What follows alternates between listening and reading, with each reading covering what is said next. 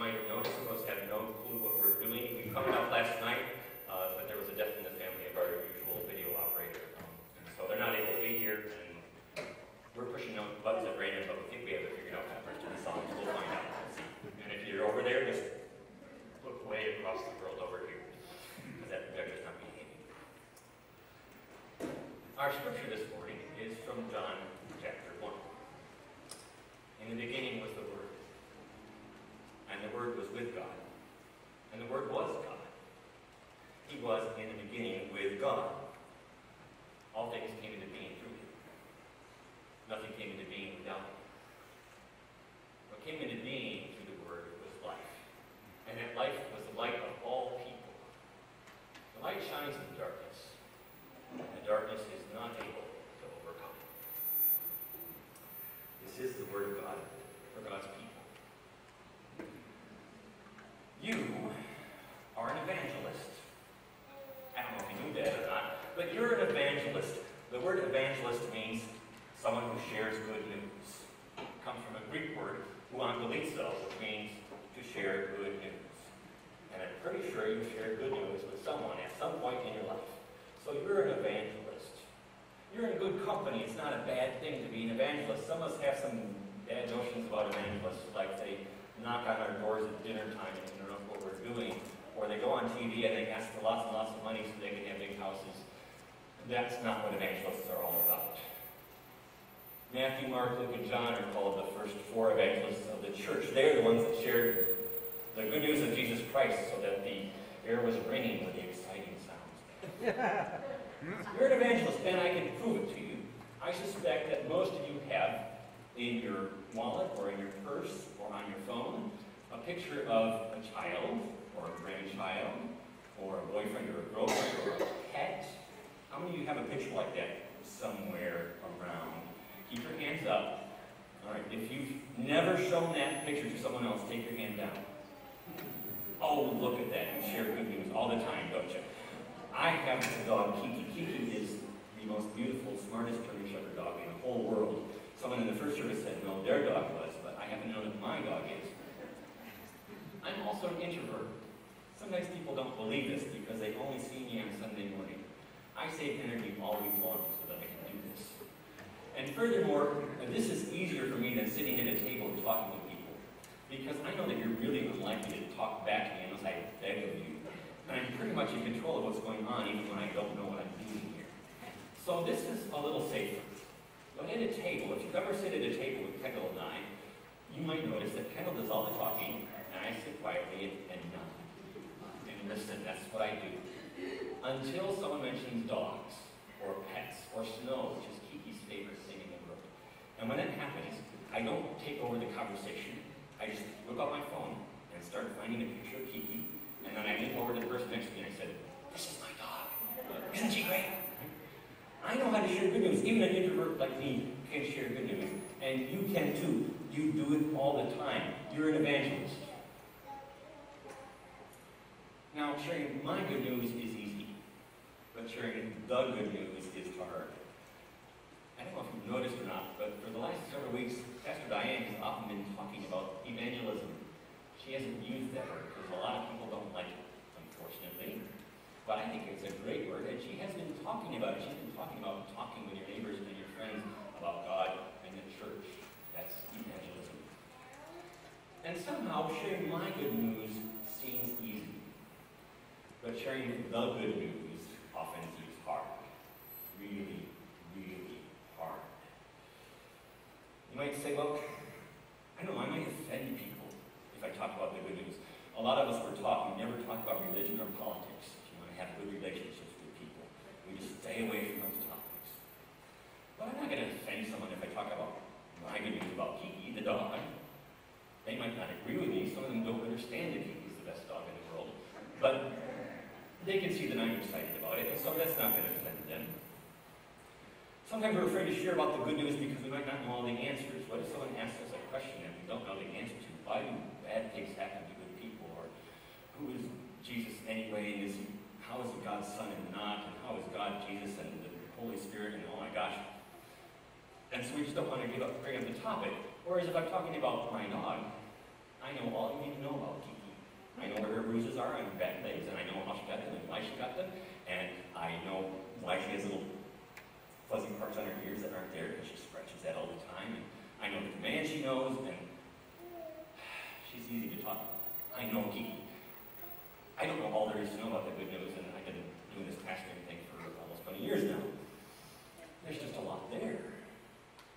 And we're afraid sometimes to talk about the good news because what if they don't agree with me? What if they're a Muslim or an atheist or something like that? And whereas when I talk about Kiki, I know many of you don't think she's the best dog in the world, but I forgive you for that. And I don't make you feel bad about that. And you're not going to feel bad when I talk about Kiki because you're just going to see that I'm excited. Right?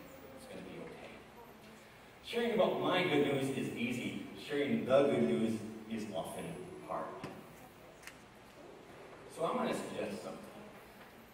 Next time you're thinking about this evangelism thing, or should I really talk to my neighbors about the church or God or something, don't worry about sharing the good news. Instead, share your good news, which means you'll have to figure out what it is. What's your good news? Why do you come here? What's your good news about this church? What's your good news about Jesus? What's your good news about God? If you consider yourself a Christian, why are you one? Instead of a Muslim or an agnostic or a Jew, or there's all kinds of things you could be.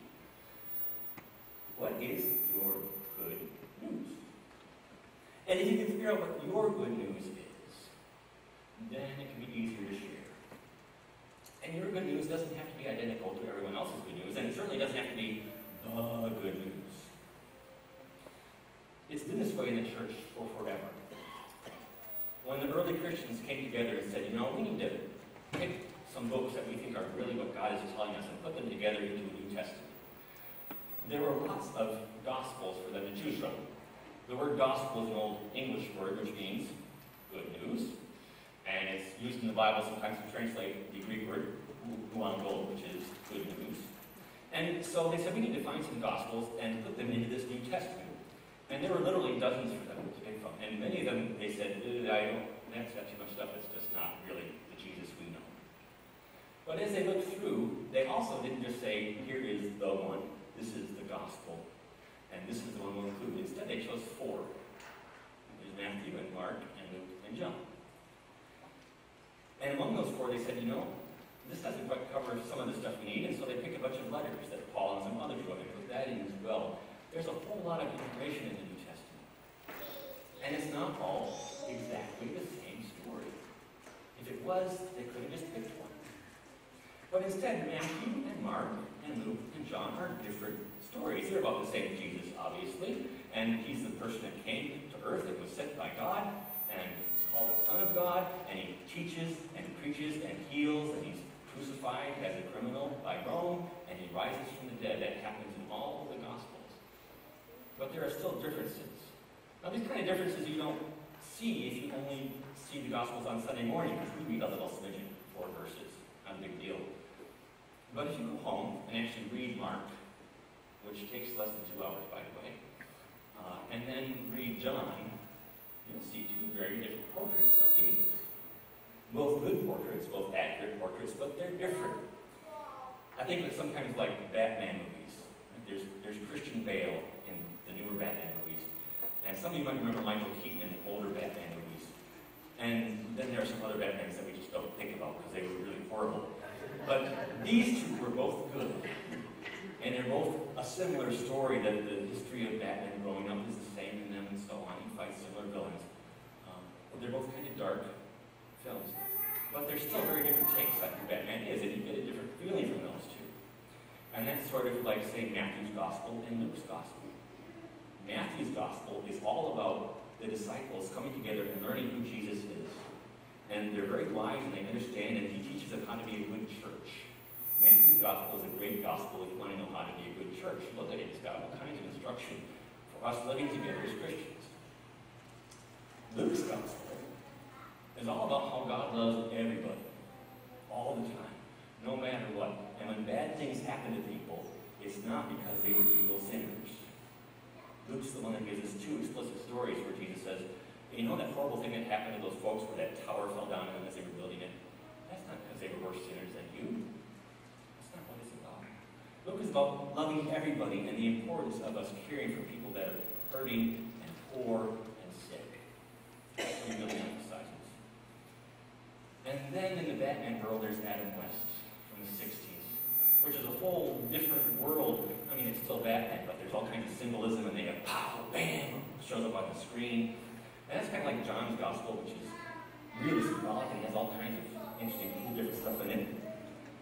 And then there's Mark.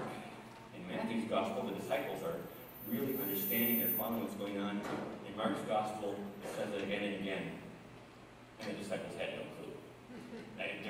Mark emphasizes Jesus' mysterious power and how impressive and amazing this person was, and it sort of ends with, so what are you going to do about it? Figure out who this Jesus guy is. 4 different takes. I want to share with you my gospel. It's the gospel according to John, according to Charlie. And if you don't like it, go home and watch the 9 o'clock service on TV, where you'll see the gospel according to Luke, according to Charlie, which is somewhat different. But this is the gospel according to John, according to Charlie. And it's the gospel I loved the most when I was little, and it still resonates with me to this day. John's gospel is all about my relationship with Jesus Christ.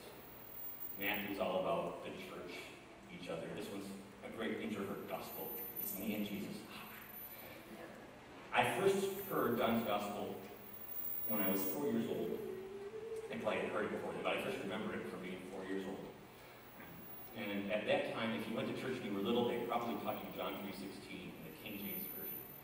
So if you know John 3:16 in the King James Version, go ahead and say it with me. For God so loved the world that he gave his only begotten Son, that whosoever believeth in him should not perish, but have everlasting life. Let's know that. Now, when you're little, you don't say it like that. For God so loved the world that he gave his only begotten Son, that whosoever believeth in him should not perish, but have everlasting life. And then you get your little goodie in Sunday school. But I kind of understood it, even when I was 4. I remember the day in Sunday school class, some kids were eating paste. I thought that was really gross and icky. And then our Sunday school teacher said, boys and girls, you know you're naughty sometimes. Yeah. Most little kids are perfectly willing to admit that. We've had 1 out of 3 today so far that didn't, but we knew we were naughty. Do you know that God loves you? Yes. My church was really, really good at teaching us that God loved us. And she said, you know, God loves you so much that Jesus died for you on a cross so that you can be forgiven. And when you're naughty, you don't have to go to hell. You can ask Jesus into your heart, and he'll forgive you, and you can live in heaven. Sounded like a good deal to me. I asked Jesus into my life that day. I've been trying to follow him ever since. Amazing, amazing person. We could stop there, but I'll keep going because I learned more stuff.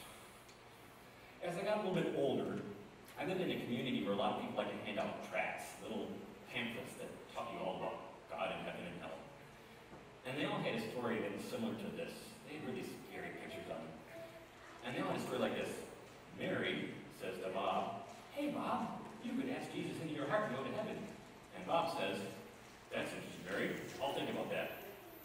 Then Bob goes to a party that night. And he gets drunk. And on the way home from the party, he drives with his friends, and they stop in the middle of the railroad tracks, and a train comes and hits them, and Bob goes to hell. Now, would you like to ask Jesus into your heart?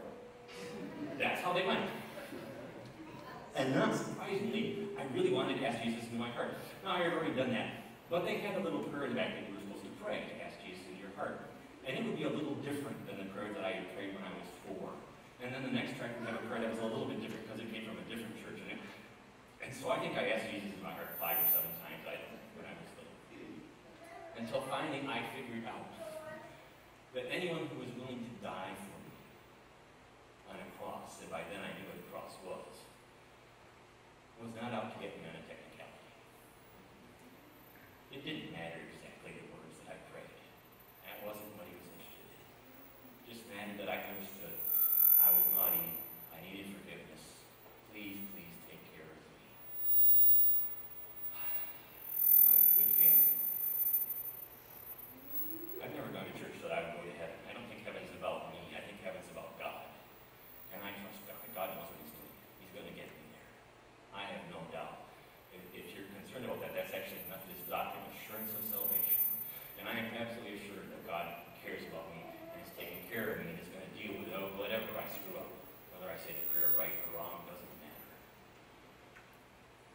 lived that way in John 3:16 for a long time.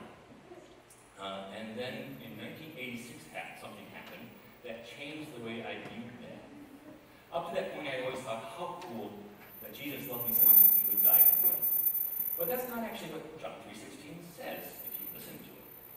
And in 1986, on December 17th, a little boy was born.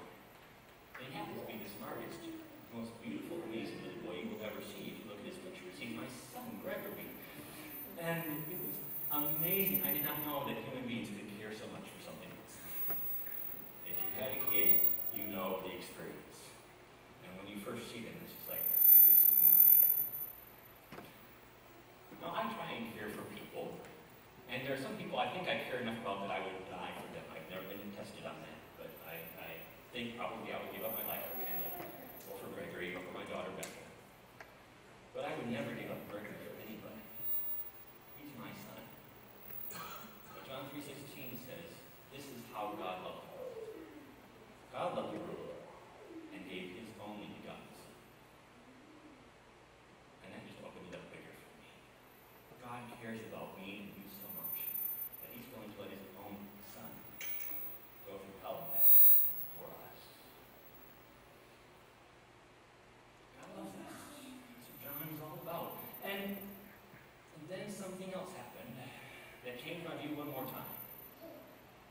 And what happened is that I learned Greek. Now, I can't speak Greek. But I took Greek classes in seminary and began to understand some more of the words that are used in the New Testament. And in particular, there's this great little word called pistuo, which when it's translated as a noun is translated faith. But English doesn't have a verb form of faith. You can't say, I'm faithing today. And so when they translate it into a verb, they translate it believe. But in English, believe, tends to have more to do with our head, really, than anything else. Do I believe this or that or whatever? Whereas pistuo is more about trust and faith. And so here's how I translate John 3:16 now. This is how God loved the world. God gave his only begotten son, so that anyone who trusts in him doesn't need to die, but can experience timeless life. Timeless life, which yes, will include eternity in heaven, but also includes timeless life right now. Life that's not caught up in this tension that we often live in when I'm worried about what's next and what I have to do. That made life so much better for me in many ways. First off, being a Christian is not about believing the right things. It's not about having exactly the right beliefs. Because that word belief came into our language, I think, in part, there's been a whole lot of concern that we have to have exactly the right facts. And the church in America has splintered into bazillions of denominations because people disagreed about certain beliefs in the Bible. I think we do that because we're afraid if I believe the wrong thing, I might go to hell. God might get me on that technicality. But I don't think God's really into the mind police business. I think God has at least as much respect for our ability to make decisions and think things as the United States does. I think we're allowed to perhaps believe different things and God can still love us. It's not like the smartest person goes to heaven and everyone that was too dumb to get the right answer has to go to hell. That's not what it's about. But it might be more about trusting in Jesus. If you're out in the middle of the ocean, if you're out in an ocean and you start to drown and a lifeguard comes out to save you, you don't have to believe in the lifeguard. You just have to trust them, not fight them. And you're not the one that's going to be saving yourself. It's not going to be your knowledge of swimming or your knowledge of how lifeguards work or you're saying the right creeds. It's going to be because you trust enough to let the lifeguard take care of you. And if we learn to trust in Jesus Christ, trust in him, really trust in him, then we can start to experience timeless life right now. And if you look in John's Gospel, he has lots of examples of people who start to experience eternal life right now in the present, as well as they're going to experience it in the future. You don't have to wait. So that's the good news, according to John, according to Charlie. God loves you so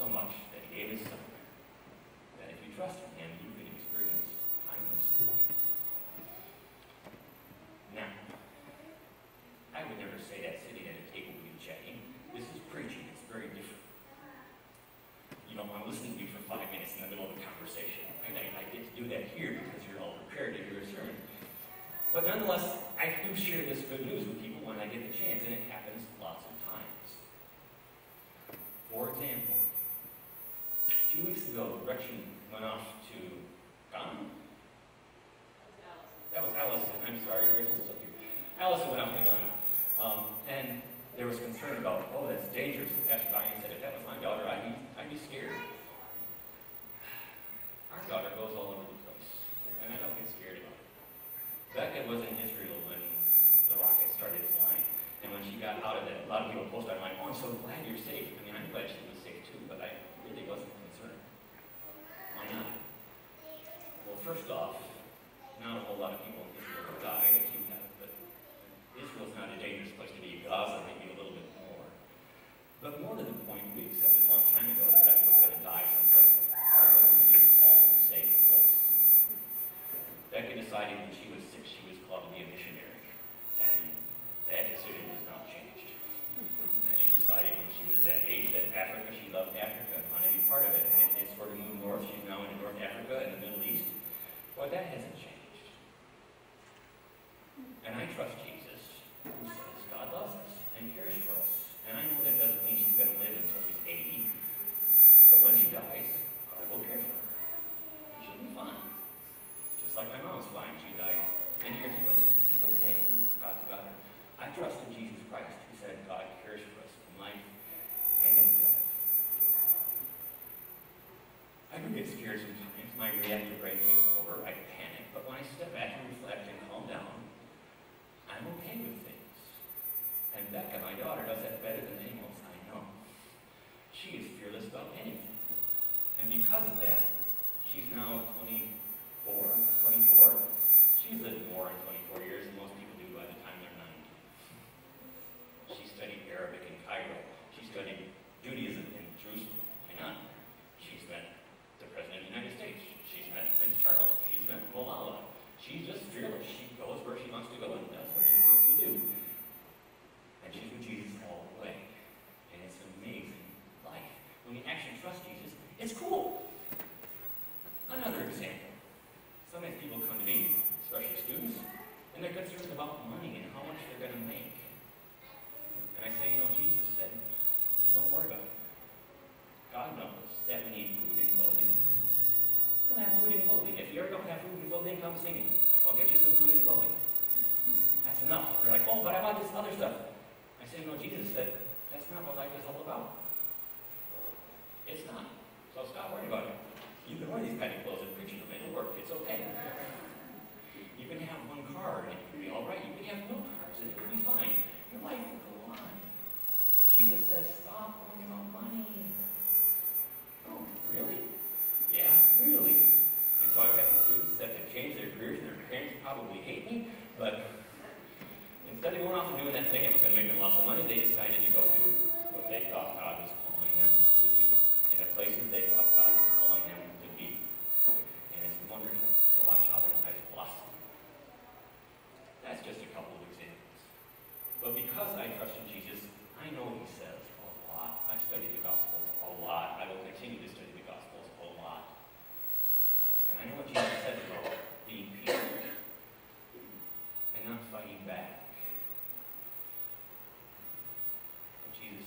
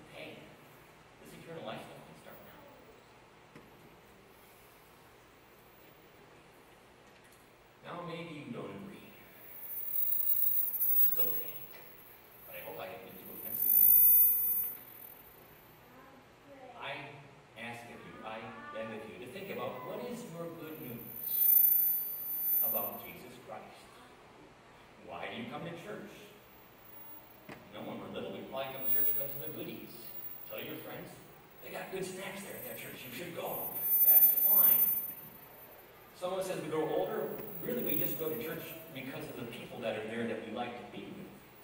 And that's a fine reason you come to church, and please keep coming. Understand that doesn't make you a Christian any more than playing bridge because you like to be with your bridge friends makes you a bridge player. Right? That's just someone going along with emotions. And it's okay. There are people that go along with emotions at church, and that's fine as long as you like the people here. Keep on coming. But I suspect for most of us, there's something else. Somehow your life is different because of Jesus Christ. Because of God. Because of some way the church or Christ directly has touched your life. And I challenge you to find that. Look for it. And then think about, how does this make my life different? How does this change me? And then you have your antenna up.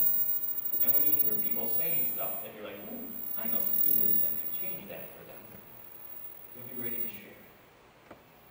Look for your good news. Practice sharing it.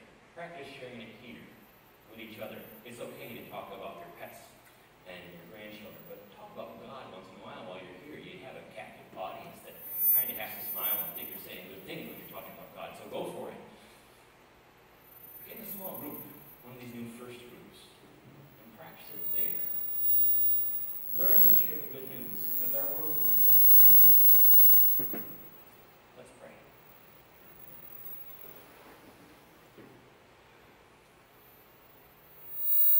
Thank you, God, for your love for us that is so great that you would give your only begotten,